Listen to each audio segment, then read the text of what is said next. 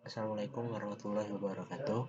Kembali lagi bersama saya Arisa Baik Ramadan, mahasiswa perencanaan wilayah dan kota Fakultas Teknik Universitas Jember dengan NIM 1919 1050 1055. Kali ini saya membuat video untuk memenuhi tugas ujian tengah semester dari mata kuliah dasar agrikultur dengan mengangkat tema yaitu keterkaitan Omnibus Law terhadap penataan ruang dan hubungannya dengan aspek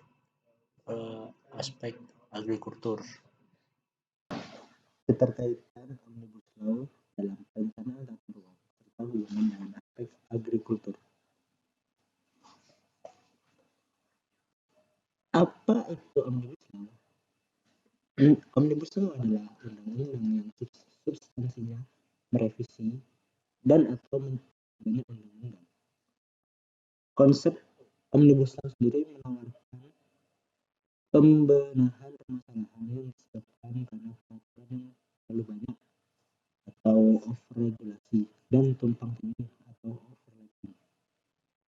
Konsep ini berkembang di negara-negara common law dengan sistem hukum Anglo-Saxon seperti Amerika Serikat, Belgia, Inggris, dan Kanada.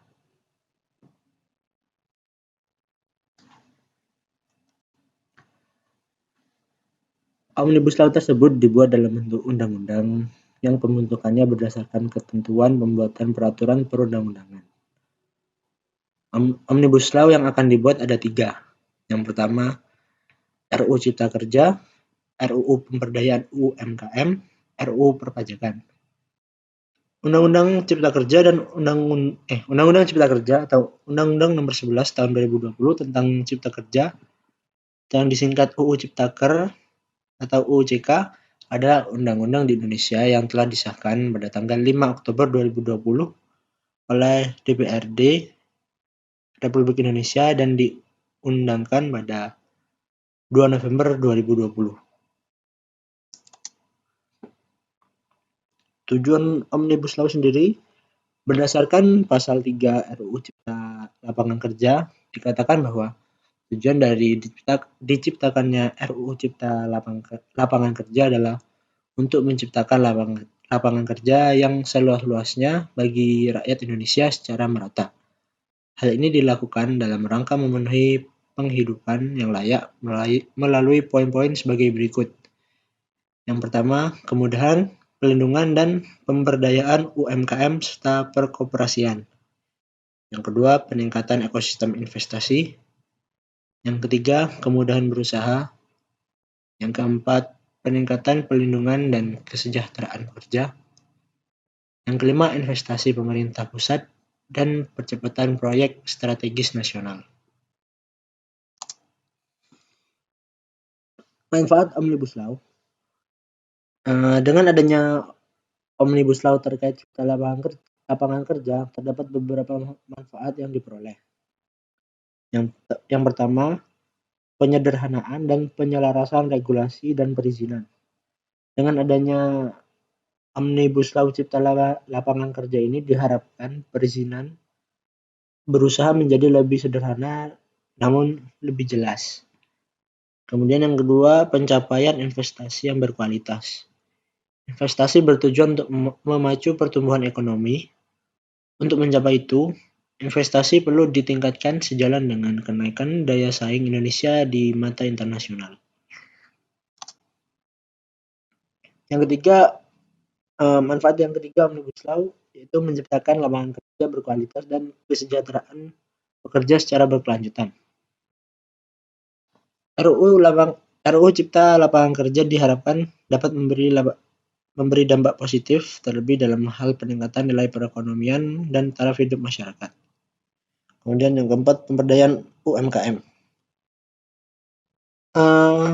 Omnibus Law Cipta Lapangan Kerja akan memberikan dampak produktivitas yang lebih tinggi terhadap usaha mikro.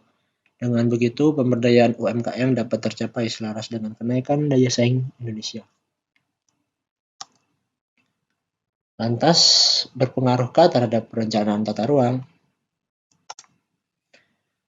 Menurut Undang-Undang Nomor 26 tahun 2007 pasal 3, penyelenggaraan penataan ruang bertujuan untuk mewujudkan ruang wilayah nasional yang aman, nyaman, produktif, dan berkelanjutan, berlandaskan wawasan Nusantara dan ketahanan nasional, dengan terwujudnya keharmonisan antara lingkungan alam dan lingkungan buatan, terwujudnya keterpaduan dalam penggunaan sumber daya alam dan sumber daya buatan dengan memperhatikan sumber daya manusia, dan terwujudnya pelindungan fungsi ruang dan pencegahan dampak negatif terhadap lingkungan akibat pemanfaatan ruang.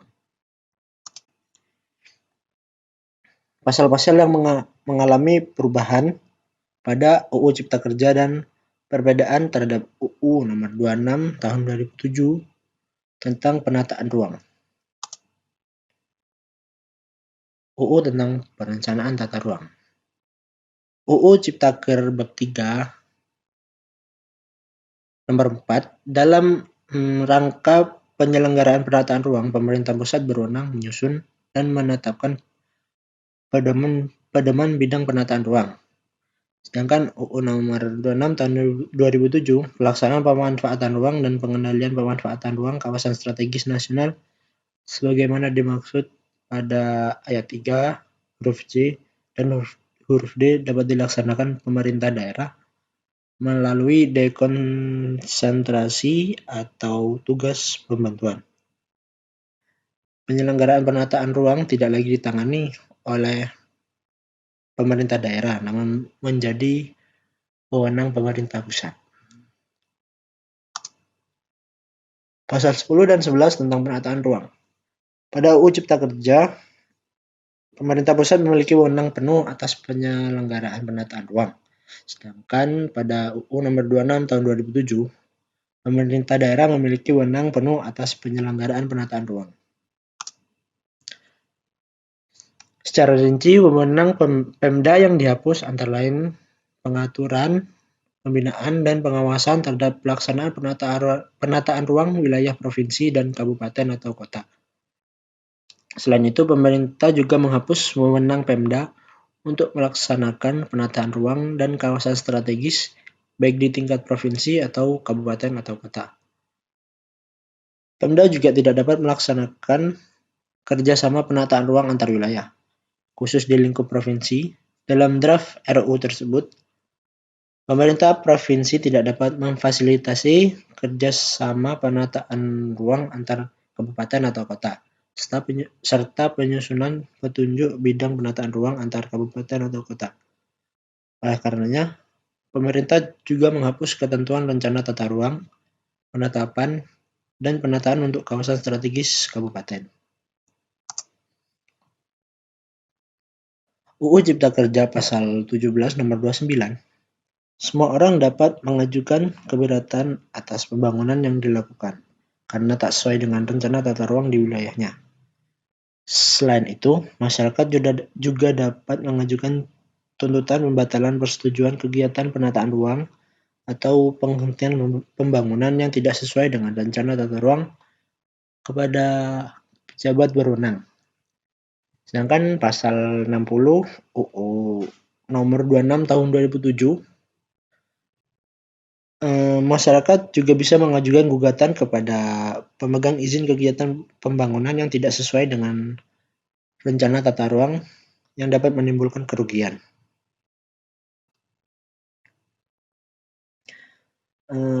Kemudian UU Cipta Kerja tentang pertanian. Pasal 122 angka 1, penghapusan pasal 4 ayat 3 Undang-Undang Nomor 41 Tahun 2009 tentang pelindungan lahan pertanian pangan berkelanjutan. Kemudian mengubah pasal 8 dan pasal 10 Undang-Undang Nomor 12 Tahun 2012 tentang pengadaan tanah bagi pembangunan untuk kepentingan umum. Pasal 122 angka 1 RUU Cipta Kerja tersebut dapat mempercepat alih fungsi tanah pertanian dan mengancam keberadaan kelompok petani. Demi investasi non pertanian, RUU Cipta Kerja bermaksud melakukan perubahan terhadap UU Nomor 41 Tahun 2009 tentang pelindungan lahan pertanian pangan berkelanjutan. Persoalan lain yang akan muncul yaitu menyusutnya lahan pertanian. Satu rumah tangga petani hilang akibat konversi tanah dalam 10 tahun. Jumlah petani memiliki tanah dan petani penggarap akan semakin berkurang jumlahnya akibat kehilangan alat produksinya yang utama, yaitu tanah. Dan mata pencarian petani akan semakin tergerus. Perubahan pasal 8 dan 10 UU Nomor 12 Tahun 2012. Ditambah 4 kategori baru yang diantaranya kawasan industri minyak dan gas, kawasan ekonomi khusus, kawasan industri, kawasan pariwisata, dan kawasan lain yang diprakarsai atau dikuasai oleh pemerintah pusat, pemerintah daerah, BUMN, dan BUMD. Ketentuan tersebut dapat mempermudah proses alih fungsi lahan pertanian dan berpotensi merugikan kelompok tani. Proses alih fungsi lahan yang dipermudah lewat RUU Cipta Kerja.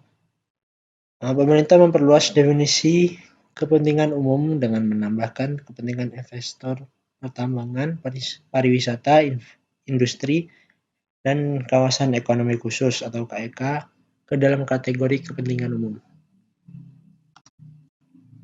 Pasal 27 ayat 3, hak pengelolaan diberikan selama 90 tahun. Hak pengelolaan ini dapat berupa hak guna usaha, hak guna bangunan, dan hak pakai. Sedangkan Undang-Undang Nomor 5 tahun 1960 tentang Peraturan Dasar Pokok-pokok Agraria telah mengatur bahwa jangka waktu HGU diberikan selama 25 atau 35 tahun kepada pemohon yang memenuhi persyaratan.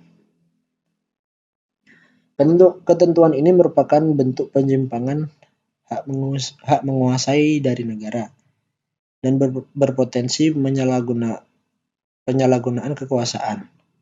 Jika ketentuan soal hak pengelolaan atas tanah tersebut disahkan, khawatirnya ketimpangan penguasaan tanah akan semakin besar.